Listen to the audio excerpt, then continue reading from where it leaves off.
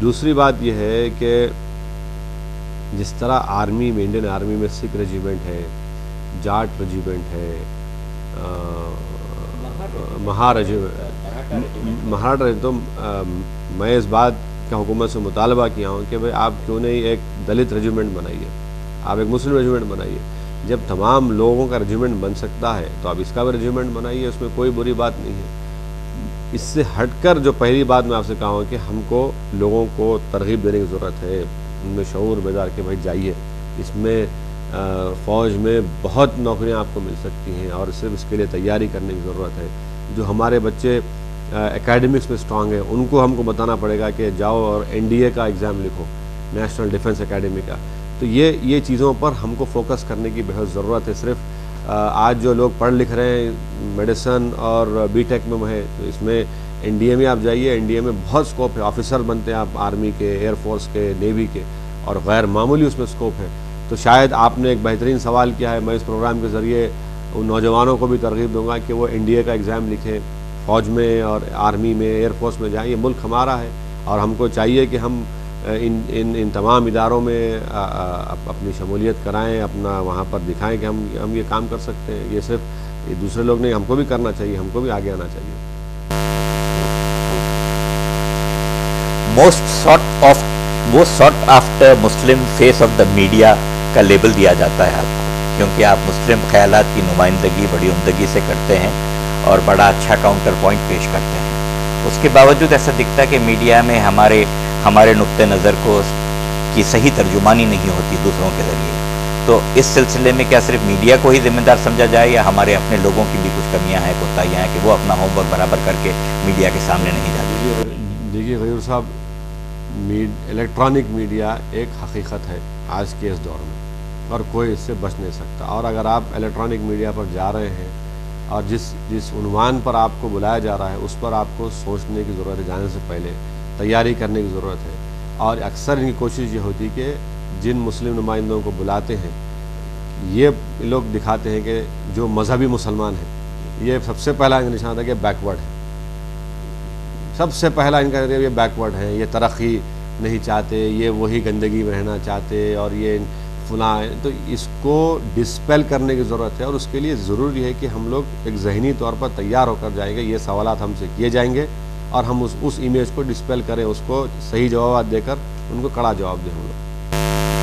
اب میں اپنے شہر کی طرف رخ کرتے ہوئے آپ کی توجہ ان چیزوں کی طرف لانا چاہوں گا جو ظاہر ہے کہ آپ کی نظر کا مرکز ہوں گے ضرور، لیکن یہ بڑھتی ہوئی بے روزگاری اور بے روزگاری کی وجہ سے عوام میں، خصوصاً نوجوان طبقے میں کرائم کی طرف کی رغبت، یہ نشاور اشیاء کی طرف رغبت، یہ غنڈہ گردی، جوا کی لت، اور اس سے ہٹ کر پھر مسلم بچیوں میں آزاد پسندی اور فیشن پرستی، یہ ساری چیزوں کی طرف بڑا رجحان بڑھ رہا ہے سب کا.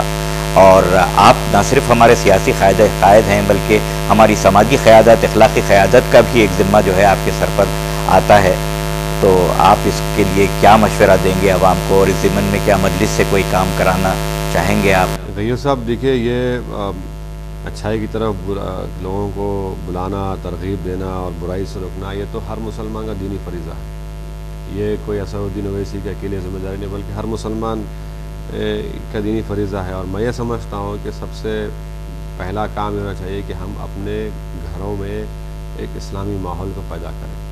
جب گھر میں ہی صحیح ماحول نہیں ہوگا، جب گھر میں ہی ماں باپ نماز نہیں پڑھیں گے، قرآن کی تلاوت نہیں کریں گے، ادب قاعدہ، اچھے برے کی تمیز نہیں پیدا کریں گے، تو ظاہر ہے وہی لوگ باہر نکل کر تباہی و بربادی مچائیں گے.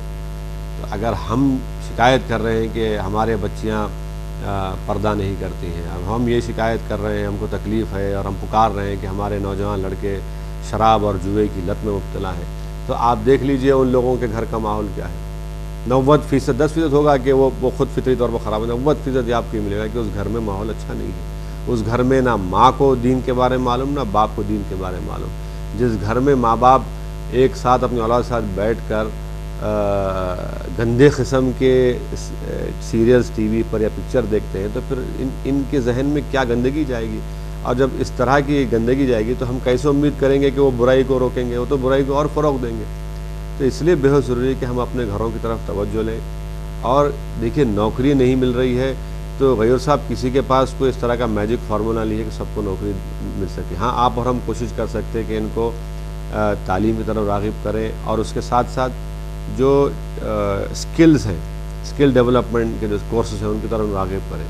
اس سے ہٹ کر ضروری ہے کہ ہم لوگوں میں اللہ کا خوف پیدا کریں, لوگوں کو بتائیں کہ بھائی دیکھو یہ برے راستے پر جانا اور برا عمل کرنا تم کو برا ہی نتیجہ نکلنے والا ہے. اس سے آپ اللہ کا نقصان نہیں کر رہے ہیں. اگر آپ گناہ کر رہے ہیں, برا کر رہے ہیں تو آپ اللہ کا نقصان نہیں کر رہے ہیں. اگر آپ اچھا بھی کر رہے ہیں تو اللہ کا کوئی فائدہ نہیں ہے.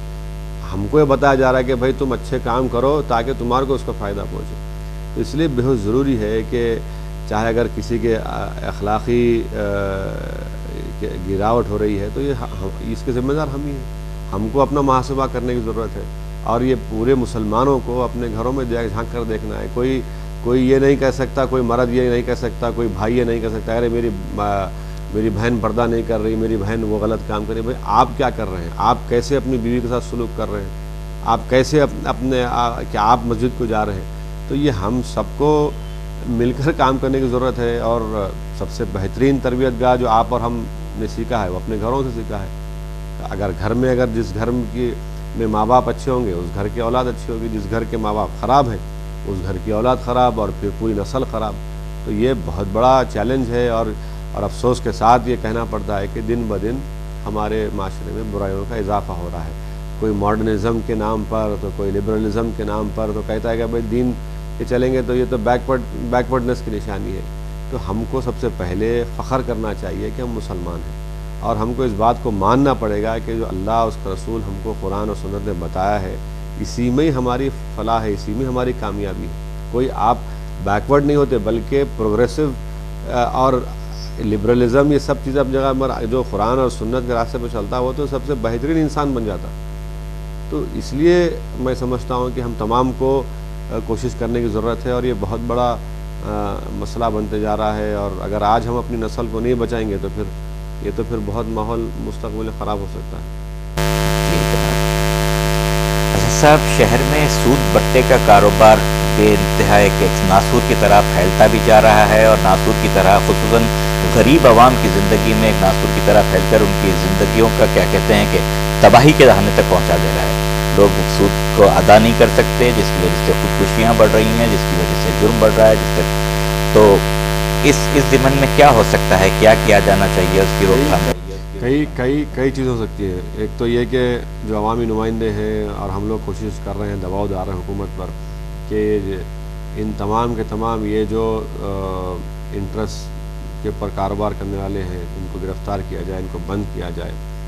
اور حکومت اور پولیس کی طرف سے کارروائی ہوئی بھی ہے مگر پھر سے یہ اپنا سر اٹھا رہے ہیں. تو انشاءاللہ تعالیٰ ہم پوری کوشش کریں گے کہ ان ناسوروں کا سر کچلا جائے, ان کو حکومت کے ذریعے پولیس کے ذریعے ان کو گرفتار کیا جائے. ان کے تمام یہ ظلم کے اڈے ہیں یہاں پر لا کر غریبوں کو ان کا خون چوسا جاتا ہے, اس کو بند کیا جائے. دوسری چیز یہ ہے کہ اس ملک میں آج آپ دیکھیں ہمارے ملک میں کہ کئی کسان خودکشی کر رہے ہیں. یعنی ہر سال 1 لاکھ 1.5 لاکھ سے زائد کسان خودکشی کر رہے ہیں اور اس کی اہم وجہ یہ ہے کہ وہ سود پر پیسہ لیتے اور منی لینڈر کو پیسہ نہیں دے سکتے. تو آج ہم کو ملک میں یہ بحث کرنے کی ضرورت ہے, یہ ڈیبیٹ کرنے کی ضرورت ہے کہ کیا ہم اس ملک میں, ہمارے ملک میں بغیر سودی نظام کو اس کو کیوں نہیں لا سکتے یہاں پر. اگر آپ اس کو اسلامک بینکنگ سے آپ کو نفرت ہے تو آپ اسلامک بینکنگ مت بولیے, انٹرسٹ فری بینکنگ لے کر آئیے. اگر ہم ہندوستان میں RBI کے گائیڈ لائنز کو صرف امینڈ کرتے ہیں تو $300 بلین کا انویسٹمنٹ ہندوستان میں آ سکتا ہے. اور آپ دیکھ رہے ہیں کہ اس کی مثال آپ کو دوں گا کہ فرانس نقاب پر پابندی عائد کرتا مگر فرانس اسلامک بینکنگ کی اجازت دیتا. آپ دیکھیے کتنا کنٹرڈکشن ہے ان لوگوں میں, دیکھیے ڈائیکاٹو میں دیکھیے. اور پھر برطانیہ میں تمام یونیورسٹیز میں سب سے اہم کورس آج جو لوگ کر رہے ہیں وہ کر رہے ہیں اسلامک بینکنگ کر رہے ہیں MBA میں. جاپان